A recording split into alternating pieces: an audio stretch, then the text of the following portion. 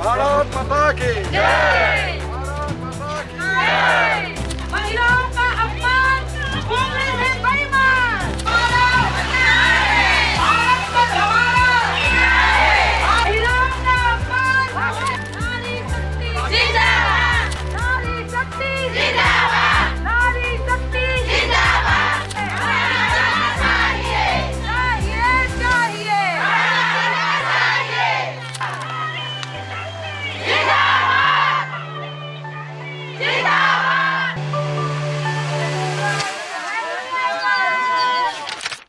नमस्कार। अ, आज हमारे यहाँ पे नारी शक्ति वंदना अधिनियम का जो बिल रिजेक्ट हुआ है बचपन से, इसी लोकसभा में इसके लिए आज यहाँ पे प्रेस मीटिंग हो रहा है। हमारे honourable PCM sir, honourable family sir, Naxal के जेपीसी, उसके बाद हमारे फॉर्मर एमएलए मैडम, और यहाँ सभी जेपीएम्स है, फॉर्मर जेपीसी है, लीडर्स है, प्रेसिडेंट है, कांग्रेस के जेपीसी मैडम है, सभी लोग मौजूद हैं आज बस इनके लिए। नमस्कार मीडिया के दोस्तों, माननीय डिप्टी चीफ मिनिस्टर साहब, आप सब जानते हैं कि पार्लियामेंट सेशन स्पेशल सेशन बुलाया गया था 16, 17, 18 अप्रैल 2026 को, खास करके महिला शक्ति वंदन अधिनियम को लेके। पार्लियामेंट में संसद में 3 बिल प्लेस हुआ था। आप सब जानते हैं, एक वुमेन रिजर्वेशन से रिलेटेड थे, कॉन्स्टिट्यूशन अमेंडमेंट से रिलेटेड था एंड डिलिमिटेशन से रिलेटेड था। हम सब जानते हैं कि पिछले 2023, अगर मैं गलत नहीं हूं तो, महिला आरक्षण बिल पार्लियामेंट ऑलरेडी पास हो चुका था, आप सब जानते हैं। तो ये जो स्पेशल सेशन जो लाया गया था, खास करके जो अधिनियम को लागू करने के लिए 2029 जो हमारा पार्लियामेंट इलेक्शन, जनरल इलेक्शन होगा, उसमें लागू करने के लिए संशोधन का जरूरत था। इसीलिए, क्योंकि हम सब जानते हैं कि जब ये महिला शक्ति वंदन अधिनियम जब पारित हुआ था, इस क्लॉज में ये लिखा हुआ था कि विद द सेंसस ऑफ 2026 जो सेंसस होगा, सेंसस के साथ ही इस रिजर्वेशन लागू होगा। तो चूंकि सेंसस का जो टाइम फ्रेम है काफी लंबा चौड़ा होता है और भाजपा सरकार महिलाओं को सशक्त करना चाहता है। नरेंद्र मोदी जी चाहते थे कि हम सब महिलाओं को 2029 का जो चुनाव है, विधानसभा और जो पार्लियामेंट चुनाव में महिलाओं को आरक्षण मिले, इसको लेके ये स्पेशल सेशन बुलाया गया था। क्योंकि आरक्षण को अगर लागू करना है तो सेंसस होते होते डिले हो जाएगा और 2029 में हम लागू नहीं कर पाएंगे। जबकि हमारा प्रधानमंत्री जी का ये सोचना था और चाहता था कि महिला 2029 से ही भाग ले। और इस सेशन में डिलिमिटेशन का भी चर्चा हुआ। कारण डिलिमिटेशन इसलिए जरूरी था क्योंकि हम जानते हैं, जब हमारा जो लास्ट हमारा ये पहले जो हम लोगों ने किया था वो 1971 सेंसस में जब हमारा पॉपुलेशन 54 करोड़ था भारत का, तो 1976 में जो हमारा लोकसभा का सीट था 550, उसमें डिलिमिटेशन हुआ था। तो आज का जो आबादी है हमारा 140 करोड़, 140 करोड़ आबादी है। तो उस समय का सीट और इस समय का सीट अगर रिजर्वेशन देते हैं तो हमारा जो जितना हमारा पॉपुलेशन का रेशियो के हिसाब से हमारा पार्लियामेंट में, हमारा असेंबली में जो आरक्षण देंगे तो हमारा महिलाओं को वो रिप्रेजेंटेशन कम हो जाएगा। इसीलिए प्रधानमंत्री चाहते थे कि सीट बढ़ाया जाए। तो सीट भी किस प्रकार से बढ़ाया जाए? 50% of all the seats in the assembly and in the parliament, जो सीट है एवरी स्टेट का। इसको लेके हम लोगों ने कोशिश किया, भारतीय जनता पार्टी और एनडीए सरकार ने कोशिश किया कि इस सेशन में ये हम पारित कर सके। इसमें मैं आज प्रेस मीडिया के माध्यम से मैं ये दुख प्रकट करना चाहता हूँ, विरोध प्रकट करना चाहता हूँ कांग्रेस पार्टी के खिलाफ, डीएमके के खिलाफ, टीएमसी के खिलाफ, समाजवादी पार्टी के खिलाफ।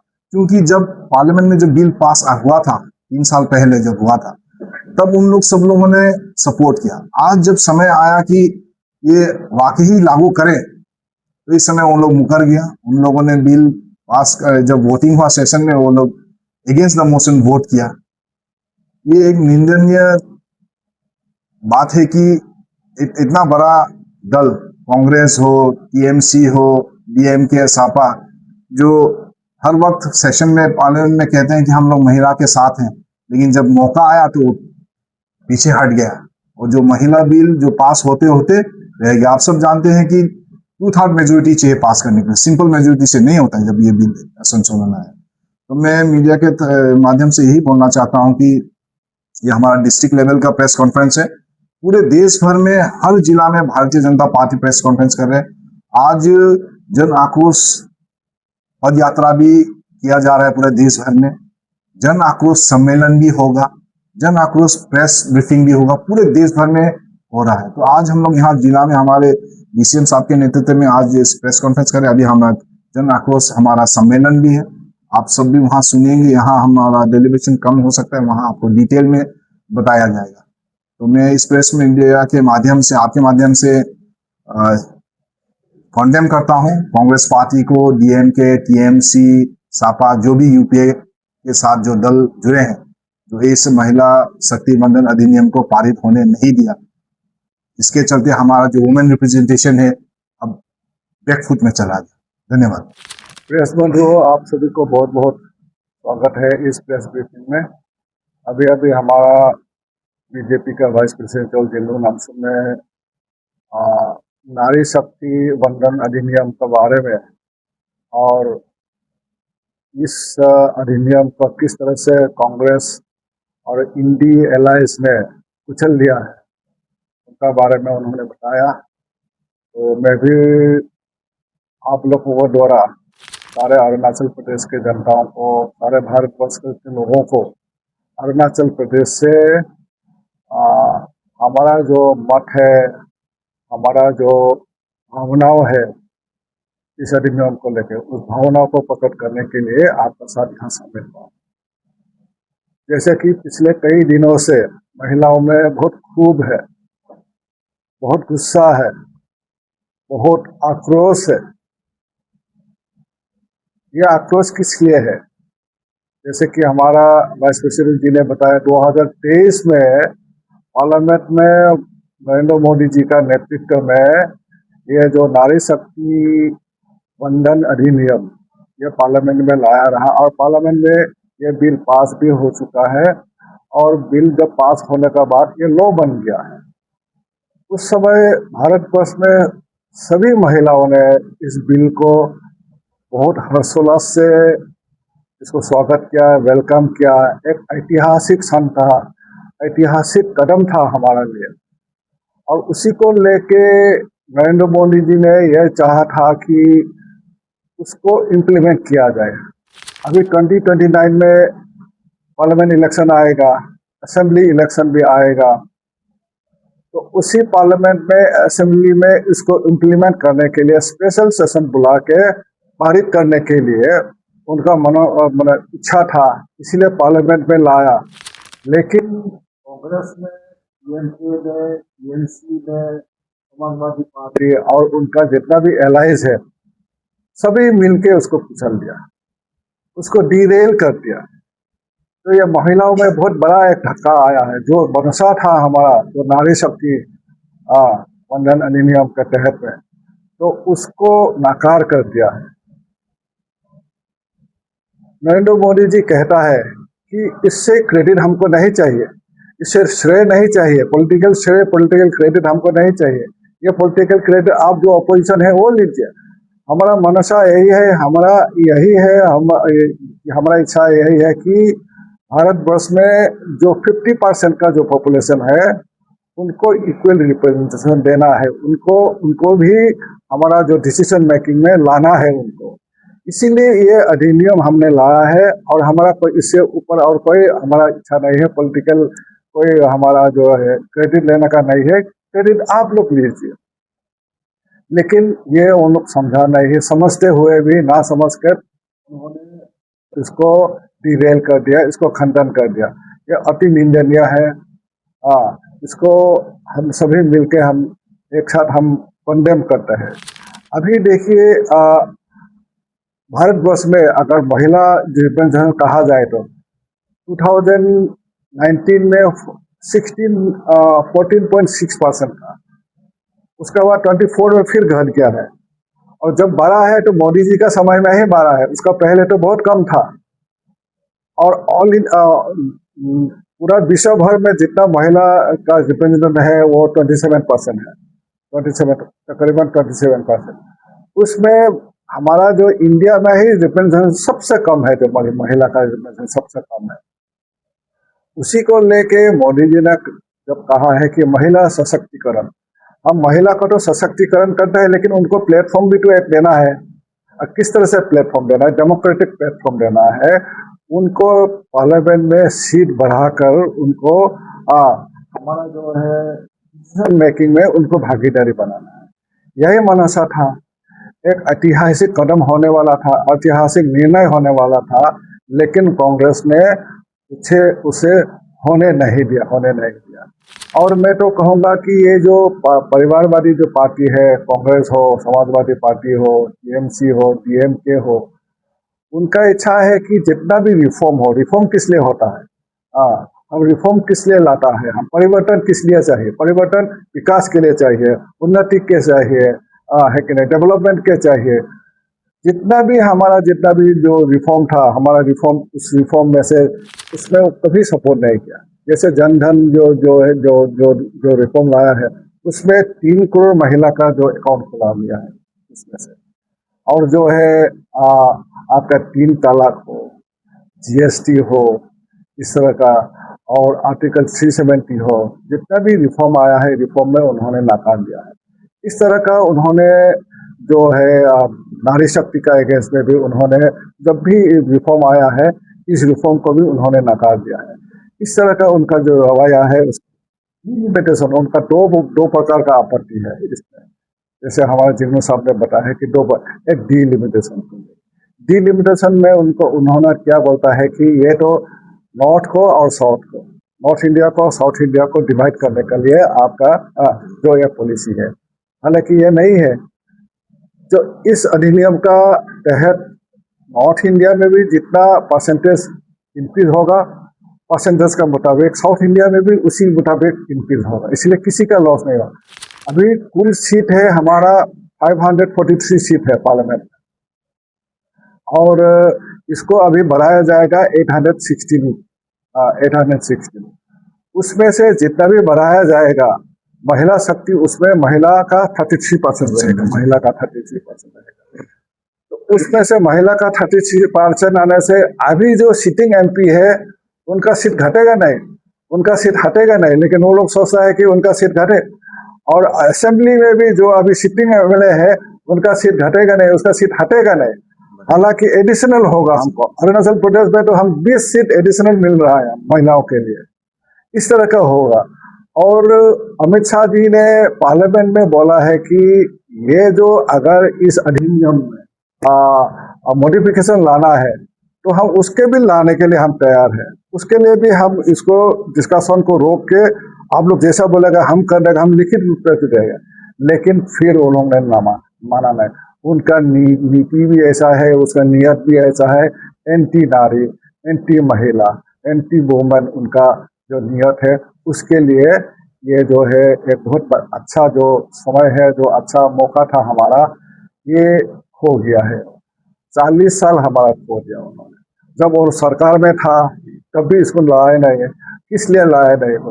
उसको डिलेइंग टैक्टिक्स, डिलीडिंग करके जिस तरह से इसको और डिले हो जाए, तब तक फिर जब हम आया, वो अपोजिशन में था, तब भी उस समय भी अभी इसको डीरेल कर दिया, उसको अपोज किया है। इस तरह से वो नारी विरोधी जो काम है, जो नारी उसको छोड़ेगा नहीं, वुमन जो हमारा भारतीय नारी है उसको कभी माफ नहीं करेगा। मैं तो कहूँगा कि ये पाप है, सिर्फ पाप नहीं है, महापाप है। हाँ, हम ये किसको सशक्तिकरण करना चाहते हैं? इसको ये अधिनियम किसके लिए लायक है? हमारा जो माँ है, हमारा जो दीदी है, हमारा जो बहन है, हमारा जो बेटी है, उनके लिए उनको सशक्तिकरण करें, उनको इक्वल राइट्स देने के लिए उनको हम पार्लियामेंट में ले आके डिसीजन मेकिंग में भागीदारी करने के लिए चाहा था, उनको वो नाकार कर दे तो महापाप है उनके लिए, अति निंदनीय है। लेकिन हम कभी छोड़ेगा नहीं इस बात को, हम लगातार लगा रहेगा। मोदी जी हमें हमेशा कहता है कि मोदी जी मोदी जी इस तरह कहता है कि हमारा हौसला बुलंद है, हमारा हिम्मत भी मजबूत है और हमारा इरादा भी पक्का है। इसलिए हमारा जो है हौसला बुलंद है। अरुणाचल वासी, हम अरुणाचल बीजेपी से हम कहना चाहता है कि हमारा हौसला बुलंद है, इरादा हम पक्का है, हम महिलाओं के लिए जरूर करेंगे और कभी छोड़ेगा नहीं। अगर विकसित भारत चाहिए तो महिला को छोड़ के विकसित भारत नहीं हो सकता। 50% का जो पॉपुलेशन है महिला है, इस महिला को छोड़ के आप कैसे विकसित भारत? सिर्फ आप टेक्नोलॉजिकली और इंफ्रास्ट्रक्चरली विकसित होने से नहीं होगा, महिला को विकसित करना होगा। इसीलिए इस अधिनियम को लाना चाहता रहा, ये डिरेल कर दिया है, लेकिन हम छोड़ेगा नहीं। हम महिला बिना हम भारतवर्ष को विकसित नहीं कर सकता है, महिला को लेके ही हम विकसित करेगा भारत, ये हमारा इरादा है।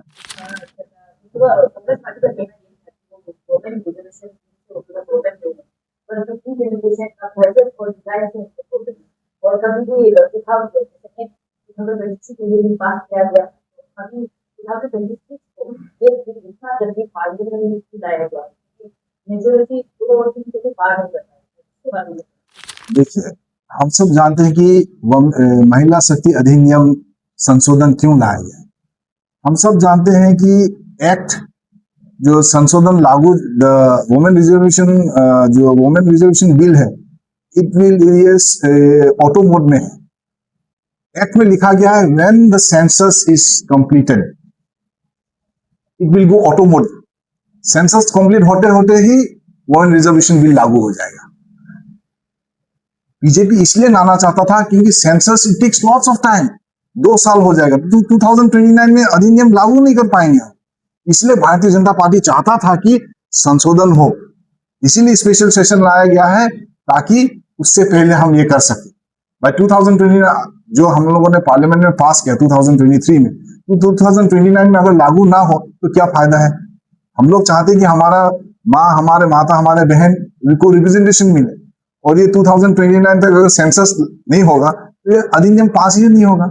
इसीलिए हम ये लाना चाहता था। और कांग्रेस गुमराह कर रहा है पब्लिक को, ये कांग्रेस पार्टी पूरा यूपीए गुमराह कर रहा है पूरा महिलाओं को कि ये भाजपा का एक करतूत है। ऐसा नहीं है, उल्टा कांग्रेस को ही हम लोग एलिगेशन दे रहे हैं, उनके सहयोगी दल को एलिगेशन दे रहे हैं कि वो पारित होने नहीं दिया। फैक्ट यही है। उनका सुनो, उनका जो है उनका प्रिटेक्स्ट यही है कि हाँ, हमारा नारी शक्ति का ऊपर कोई आपत्ति नहीं है, लेकिन डिलिमिटेशन, तो डिलिमिटेशन के बारे में उन्होंने कहता है कि ये तो डिवाइड एंड रूल पॉलिसी है कि आप नॉर्थ इंडिया को सशक्तिकरण करके साउथ इंडिया को फिर वीक करके आप रूल करना चाहते हैं। ये बात नहीं है।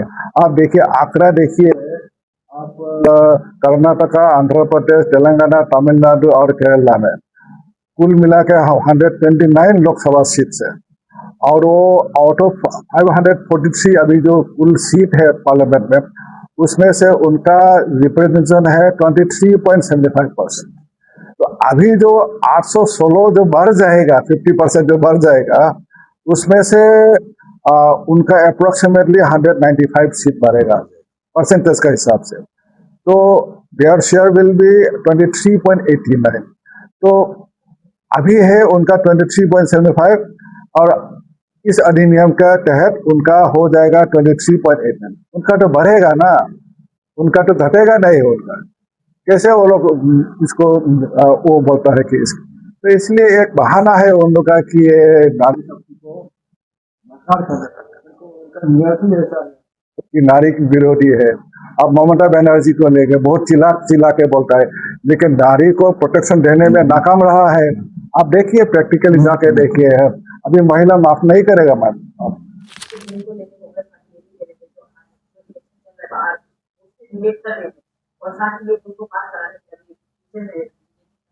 देखिए, बीजेपी सरकार जो हमारा जो प्रधानमंत्री बोला है, हमारा इरादा बुलंद है, हमारा इरादा पक्का है, हमारा मनसा पक्का है, तो हम जरूर काम करते रहेगा उनको इस बिल को लाने के लिए। जरूर हमारा ये नारी शक्ति को बढ़ावा देने के लिए हम हमेशा काम करके रहेगा, ये हमारा इरादा है।